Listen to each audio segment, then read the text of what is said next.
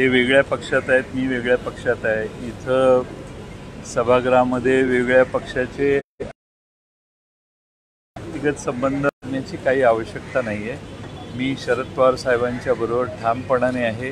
राष्ट्रवादी काँग्रेस पक्ष हा शरद पवार साहेबांच्या बरोबर आहे आणि त्यामुळं दुसऱ्या कुठल्या नेत्याच्या विषयी माझे व्यक्तिगत स्तरात झालेल्या चर्चा किंवा वेगळे विषय म्हणजे ती काय राजकीय विषयच नव्हता, तो खाजगी दुसरा काहीतरी विनोद झाला आणि त्यामुळं तो प्रसंग घडला. त्याच्याविषयी त्याचा अर्थ राजकारणात आता सगळे एक झालेले आहेत असा गैरसमज काढायची गरज नाही, गैरसमज करण्याची गरज नाही. पवार वायबी सेंटरवरती शरद पवारांना जाऊन घेतलं, दुसऱ्या बाजूला आता अशीच चर्चा सुरू झाली आहे की अजित पवार हे मुख्यमंत्री सुद्धा होते आणि त्यावेळी आपले तटकरे यांच्यासोबतचे जे मैत्रीपूर्ण संबंध त्याच्यामुळे कुठेतरी आणि असं आहे की आज नाही 30-35 वर्ष एकत्रित काम करणारी लोकांनी वेगळी मतं व्यक्त केली, वेगळ्या गटात कोणी कुठं इथं गेलं तिकडं गेलं तर त्याचा हा अगदी खाजगी स्वरूपाचा विनोद झाला त्यांच्याबरोबर आणि त्याचा राजकीय अर्थ म्हणजे राजकारणाचा त्याचा कोणताही संबंध नाही. कितीतरी वर्ष एकत्रित असणारी विधानसभेत मी 35 वर्ष आता होतील मला पूर्ण. विधानसभेत अनेक लोक अशी आहेत की ज्यांच्याशी माझे व्यक्तिगत स्वरूपात वेगवेगळ्या गप्पा होतात, चर्चा होतात. त्याचा अर्थ राजकारणात काही दिशा कोणी बदलली आहे असा गैरसमज करून घेण्याची गरज नाही. शरद पवार साहेबांच्याशी आम्ही सगळे एकनिष्ठ आहोत, प्रामाणिक आहोत आणि त्यांची ते घालून देतील तीच दिशा असणार आहे आम्हाला. त्यामुळं सभागृहात उलट विधानसभेच्या आवारात आत अशा पद्धतीनं चोरून फोटो काढणारे जी व्यवस्था आहे ती जरा बंद झाली पाहिजे. मी हे कबूलच करतो, काय उघडच मी सगळ्यांच्या समोरच त्या आमचा दोघांच्यात विनोद झाला त्यामुळे झाले, त्याची कोणताही राजकीय अन्वयार्थ काढू नये. हां नाही दुसरा एका खाजगी प्रसंगाची चर्चा विनोद झाला त्यावरून ते झालं. त्याच्यात मन की बात कोणाशी करत नाही. आता शरद पवार साहेबांच्या बरोबर आम्ही असल्यामुळं आता आम्हाला जे सोडून गेले त्यांच्याशी मन की बात तसे मग अजित पवार साहेबांच्या बरोबर गेलेले 6 आमदार माझ्याबरोबर मगाशीच बसलेले होते वेगळ्या प्रश्नांची चर्चा करत. त्यामुळे या सभागृहात विधानसभेचं क्षेत्र जे आहे त्या ठिकाणी सगळेच सगळ्यांशी बोलत असतात. मी अजितदादांच्या बरोबरच्या 3 आमदारांच्याबरोबर जेवण केलं, माझ्या टेबलवरच त्यांनी माझ्याबरोबर जेवण केलं असं नसतं. शेवटी विधानसभेत आपली भूमिका, राजकारणातली आपली भूमिका आणि व्यक्तिगत स्तरावरचे संबंध हे फार वेगळे असतात. गळाभेट पुढून होते ही मागून होती. तुम्ही म्हणालात की आम्ही शरद पवार साहेबांच्या सोबत एकनिष्ठ आहोत, म्हणजे एकनिष्ठ होते तेच तर घराबाहेर पडले, त्यांचं काय? जे एकनिष्ठ होते शरद पवार साहेबांच्या बरोबर तेच घराबाहेर पडले, त्यांचं? आता हा प्रश्न त्यांना विचारायचा, मी त्यांच्या वतीनं उत्तर द्यायचा माझा अधिकार त्यांनी काढून घेतलेला आहे. काय ही गळाभेट मागून होती? जर समोरून प्रस्ताव आला की पुन्हा एकदा एकत्र यायची तर ही गळाभेट पुढून होईल का? असं आहे की पवार साहेबांची भूमिका जी आहे ती आमची भूमिका आहे आणि त्यामुळं जो काही तुमचा विषय आणि प्रश्न आहे तो उद्भवत नाही. सर, निधी वाटपात भेदभाव झाला का? कारण जितेंद्र आव्हाड यांना निधी दिला नाही अशी सुद्धा माहिती.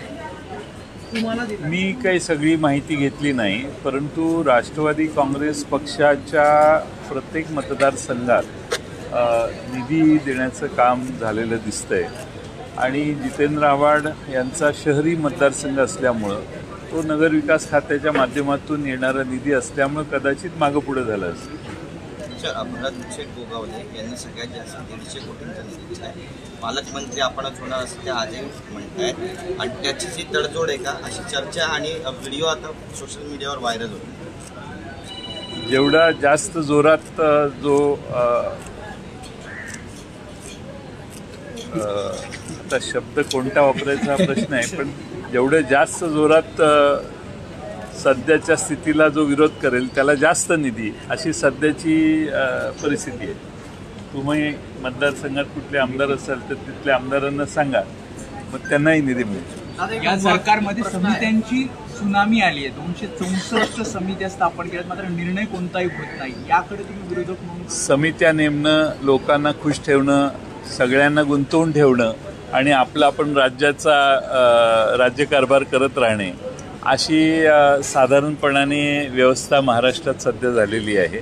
आणि त्यामुळं आणखीन अनेक समित्या निर्माण होतील. आता नवीन लोक त्यांच्याकडे गेली आहेत, त्यांना घेऊन आणखीन काही समित्या महामंडळं नेमल्या जातील आणि सगळ्यांनाच खुश ठेवण्याचा कार्यक्रम सध्या चालू आहे. अनेक प्रश्न असा आहे की शिंदे गटाकडनं पण वारंवार बोललं जातं की दिल्लीमध्ये भाजपकडनं पवार साहेबांचं मन वळवण्याचा प्रयत्न सुरू आहे, त्या अनुषंगाने पावले उचलले गेली असं शिंदे गटाकडनं दावा केला जातो.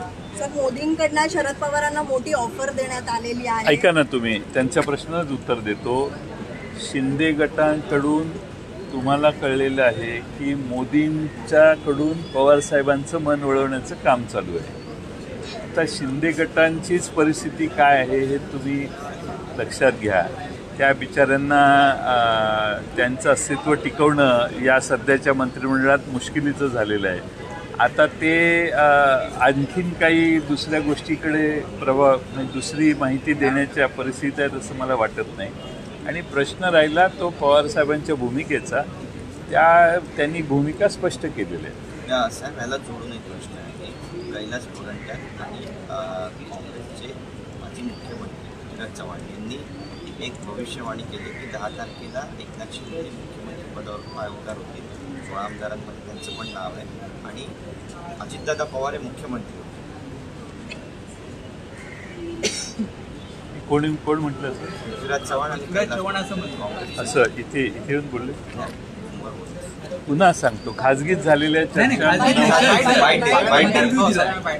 अच्छा, मग ते त्यांना माहिती जास्त असेल कारण ते ज्येष्ठ आहेत, त्यामुळं पृथ्वीराज चव्हाण बाबांना जास्त माहिती असू शकते. त्यामुळं त्यांनी बाईट दिला असेल, त्यांची भूमिका मांडली असेल तर त्याचं खंडन करणं मला योग्य वाटत नाही. मग दादा मुख्यमंत्री तुम्ही शुभेच्छा करा. जर आणि तरवर शुभेच्छा द्यायच्या नसतात. एखादी घटना घडल्यानंतर त्याचा विचार करू. आज त्याची घाई करायची आम्हाला कुठलीही गरज नाही.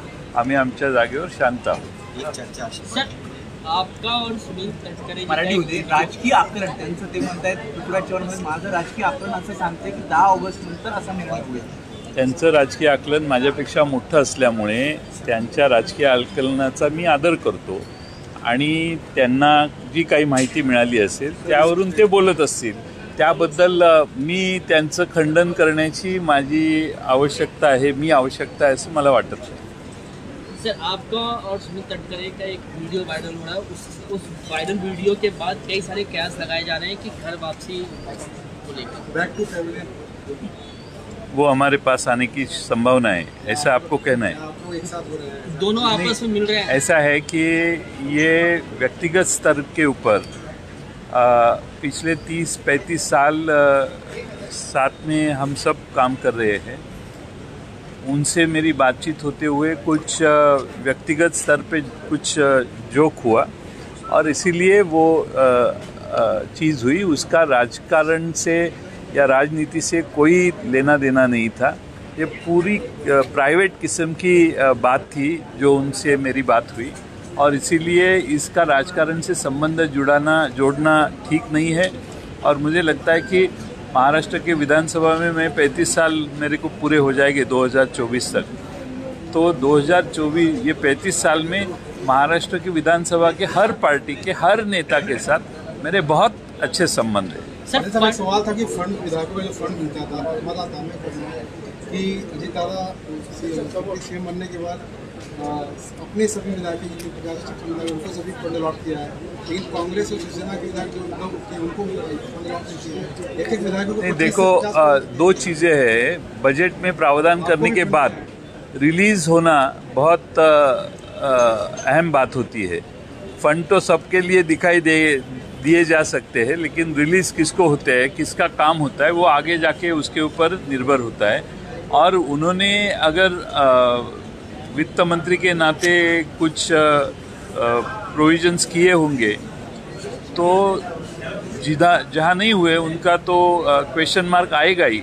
वो उसी हिसाब से दानवे साहब वो कह रहे हैं। लेकिन आपके क्या कहने आप का इस निकाह बात से जितेंद्र सहमत अवार्ड हैं उनको सर नहीं कि जो विपक्षी दलों में जो विधायक हैं उनको फंड नहीं मिल रहा है?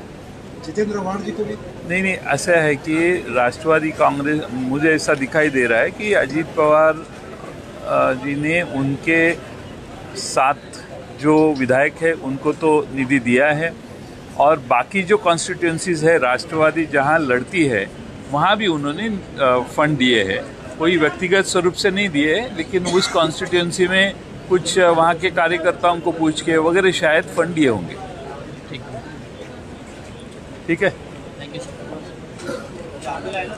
हाँ।